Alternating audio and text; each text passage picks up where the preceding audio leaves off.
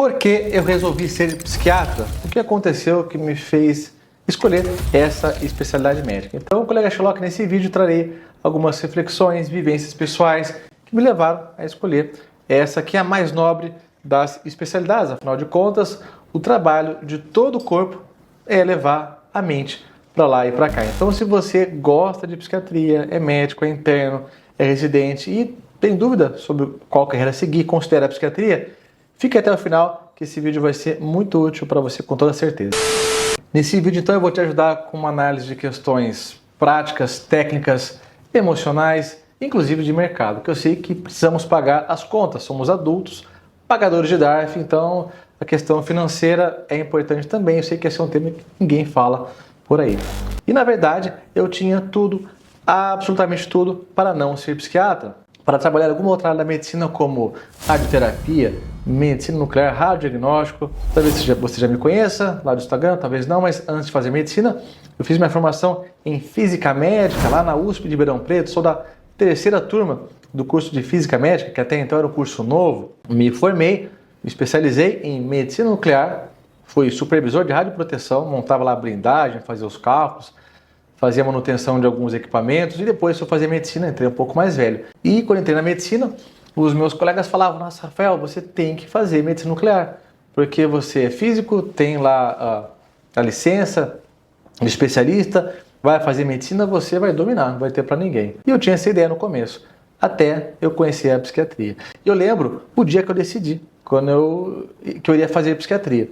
Eu estava no internato, no quarto ano, havia começado o estágio de psiquiatria na enfermaria e aconteceu um evento que virou uma chave na minha cabeça. Estávamos lá na enfermaria, estávamos entrevistando um paciente que tinha acabado de ser admitido lá na enfermaria, o residente estava entrevistando, nós internos estávamos somente observando e estava entrevistando o paciente para toda a equipe conhecer.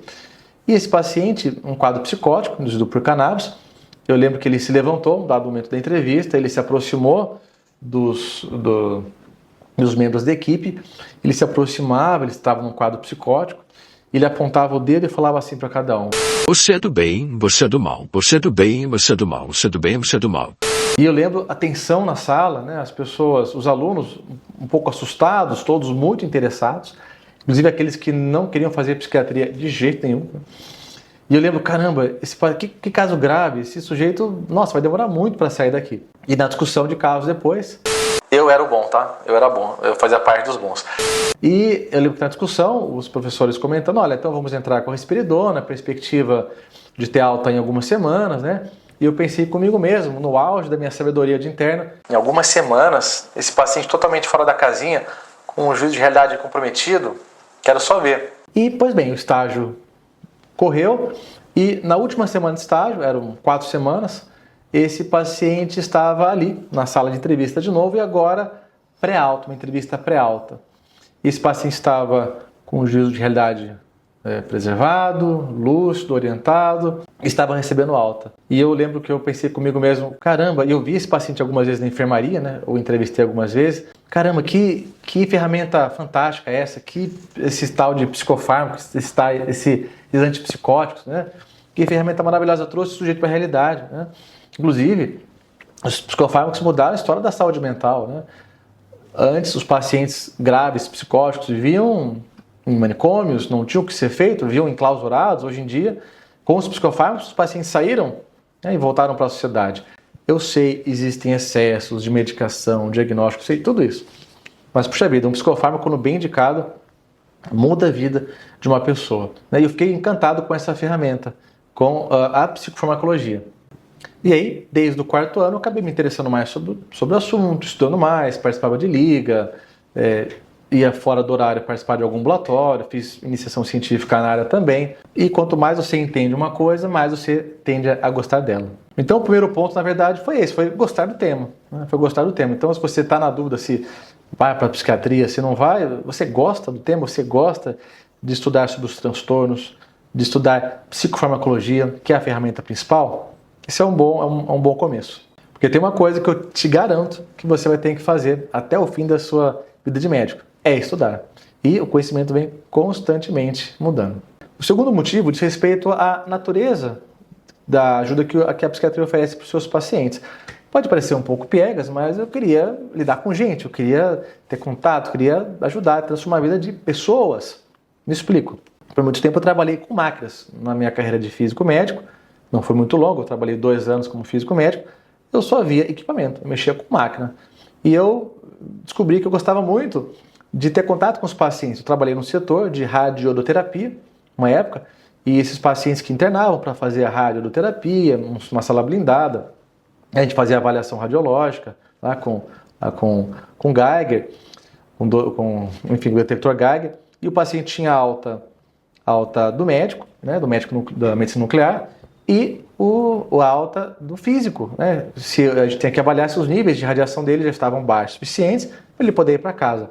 E eu lembro que eu gostava muito de interagir com os pacientes. Eu não podia ficar batendo papo ali, porque afinal de contas ele estava irradiando, mas eu gostei muito disso, né? Quando eu acompanhava as colegas biomédicas fazendo os exames, conversava com o paciente, eu me percebi, puxa vida, eu gosto de conversar com as pessoas, com os pacientes. Tem um interesse genuíno. E o tipo de transformação me encantou também. É claro que é muito bom fazer uma sutura no paciente que tem um corte, ajudar um paciente com um trauma, mas eu vi que eu gostava desse tipo de ajuda, de oferecer auxílio para o paciente ansioso, que não dorme, depressivo, um paciente psicótico. Eu lembro uma situação no pronto-socorro, no meu R1, que marcou muito. Eu estava num plantão de sábado, de R1, aquele plantão abarrotado, e atendi um sujeito, um idoso, francamente psicótico, francamente delirante. Eu lembro, a irmã dele, que o levou, ela estava muito desamparada, muito preocupada, ela não fazia ideia do que estava acontecendo. E de fato, para quem é leigo, vê um quadro psicótico, não entende nada, acha que a pessoa está mentindo, sabe-se lá o que está acontecendo, está possuída. O paciente, a gente fez a admissão, ele ficou no pronto-socorro, idoso, fizemos uma triagem clínica, não era delírio, era um caso psicótico, mais tardio mesmo, e medicamos, ele ficou mais calmo, ele comeu, ele foi cuidado. E essa família, essa irmã, já tinha levado esse sujeito em outros pronto-socorros, de convênio, particulares, que, enfim, ninguém tinha conduzido a situação da maneira devida. E lembro que no final ela ficou muito grata, assim, chorou, nossa, doutor, obrigado, entendi o que está acontecendo, vai ter um tratamento, né? E fiquei muito satisfeito, né? Muito satisfeito, muito feliz, muito pleno, né? com esse feedback do paciente. É claro que nem sempre é assim, né? Mas gostei da natureza de cuidado que a gente oferece para os pacientes. Um terceiro ponto que me encanta na psiquiatria é a complexidade dos casos, são os desafios. Há quem diga que a psiquiatria nem deveria ser uma especialidade da medicina. Afinal de contas, o paradigma de diagnóstico é diferente, o paradigma de tratamento é diferente, não temos um agente etiológico. A gente medica muitas vezes sintomas, a gente não tem uma propedêutica armada que a gente vai solicitar e vai definir, olha, está aqui a depressão na ressonância, está aqui a esquizofrenia no exame de sangue, os esquizócitos estão aumentados. Pelo amor de Deus, isso é uma brincadeira, tá? Não tem. Então é de uma natureza diferente. E se por um lado isso traz mais dificuldade na prática clínica, inclusive em relação a seguir diretrizes, existem guidelines, diretrizes, mas é muito diferente do que uma diretriz de endocrinologia, de oncologia, que não dá muita margem para fugir, né? Na psiquiatria não. Então temos lá o CANMAT, NICE, diretriz australiana para paciente borderline, bipolar. Tudo bem, tem um caminho, mas tem arte, né? Tem arte também. Então essa questão da subjetividade da psiquiatria também me encantou. E justamente por isso que eu costumo chamar os meus alunos médicos dos cursos de psicofarmacologia, de suplementação em saúde mental, de diagnóstico, de manejo de crise S, de Sherlocks. Porque eu vejo que os médicos que trabalham com saúde mental devem trabalhar como o Sherlock Holmes, como detetive, que é usar o raciocínio clínico hipotético dedutivo. Diante de um cenário, diante de um crime, diante de um problema, diante de uma queixa, a gente vai pensar, raciocinar o que explica aquilo. O que aconteceu para a gente chegar naquela cena do crime. E enxergar o que muitas vezes ninguém enxerga, né? Então, propor um cuidado. Não simplesmente uma questão de queixa-conduta. Não está dormindo, benzodiazepínico. Está triste, antidepressivo. Não. Ir além. Investigando aspectos bioquímicos, obviamente, nutricionais, filosóficos, psicológicos. Enfim, fazer um trabalho de detetive. Um outro ponto que a psiquiatria me conquistou diz respeito à licença poética de escutar a história dos pacientes.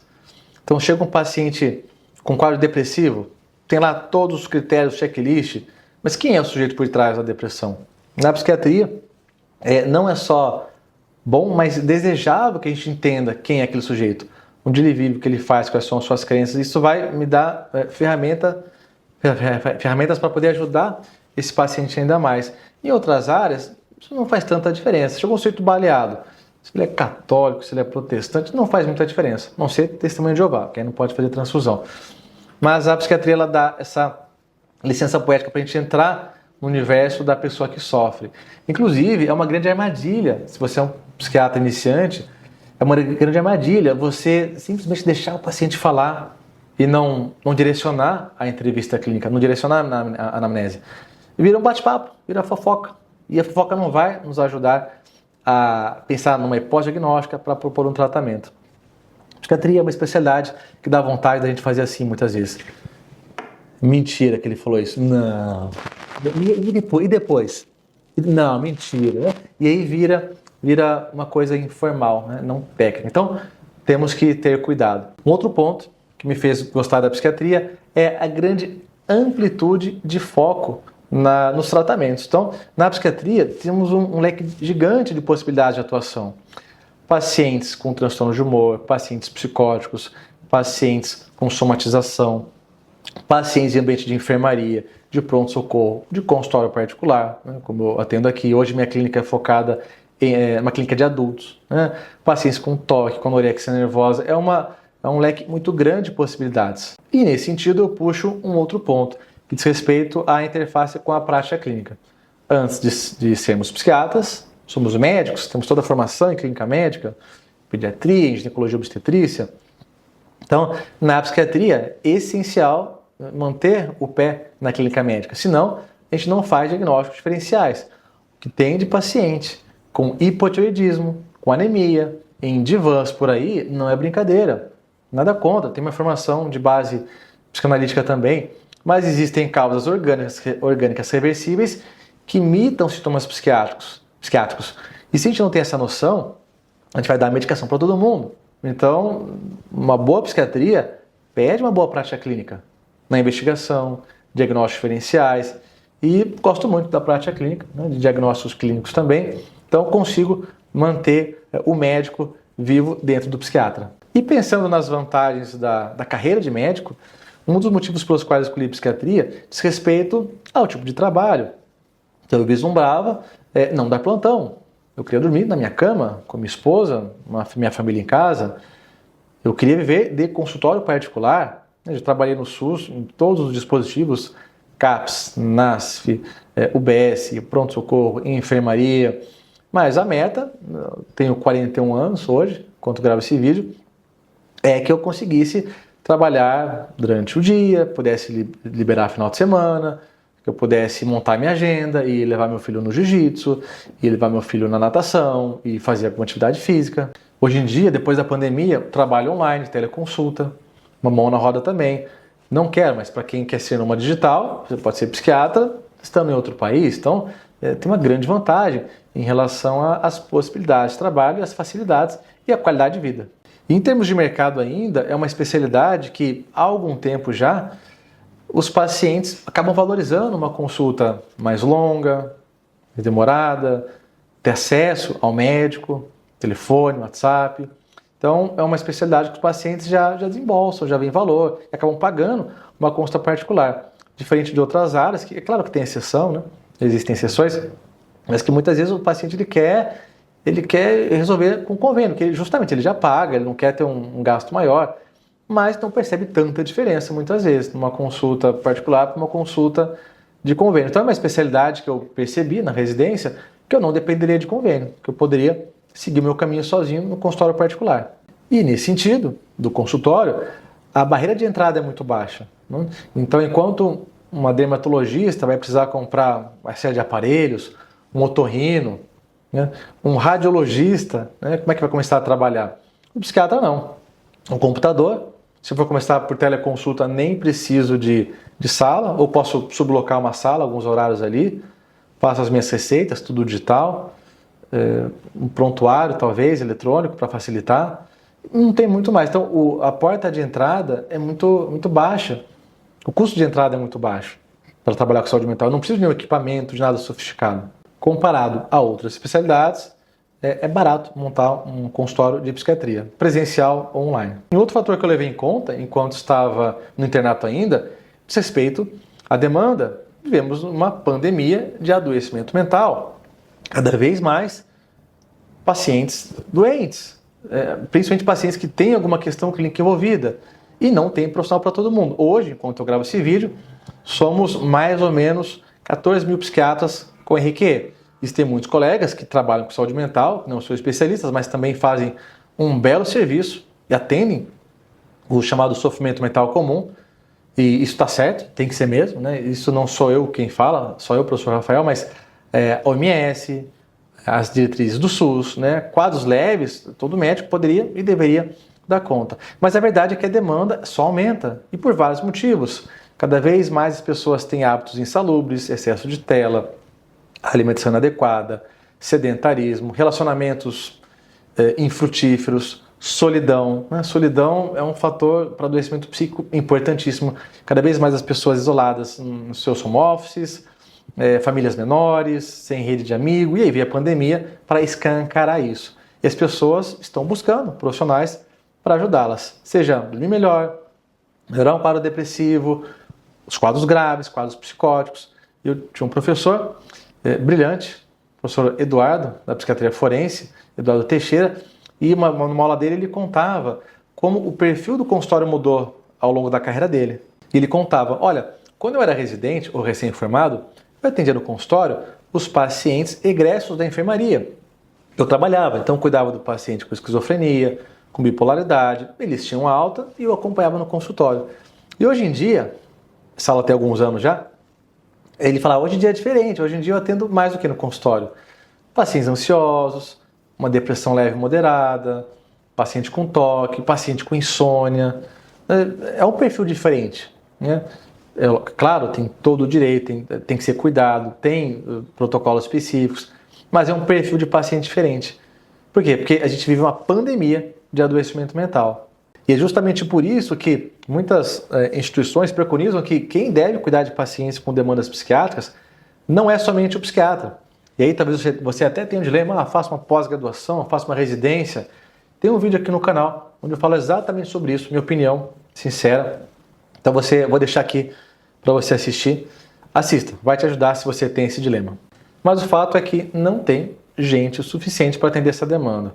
14 mil psiquiatras para 200 milhões de habitantes, a gente não dá conta simples assim. O paciente vai buscar quem saiba falar essa linguagem, quem saiba manejar psicofármacos, quem saiba cuidar da sua saúde mental. Em resumo, colega Sherlock, e agora você já é um colega Sherlock, se você viu esse vídeo até o final, eu escolhi a psiquiatria como especialidade médica pela complexidade fascinante da mente humana, pelo impacto que eu acho que eu posso causar nas pessoas, pela qualidade de vida que eu esperava ter e tenho hoje, podendo sustentar minha família, ter alguma atividade de lazer, dormir na minha cama, não ver de plantões, poder ver de consultório particular. E agora eu quero saber de você, você que chegou até aqui. Me conta nos comentários qual é o seu plano, qual é a sua dúvida em relação à carreira em psiquiatria. E se você chegou até aqui, claro, já curta esse vídeo, compartilhe com o colega Sherlock, que também está na dúvida.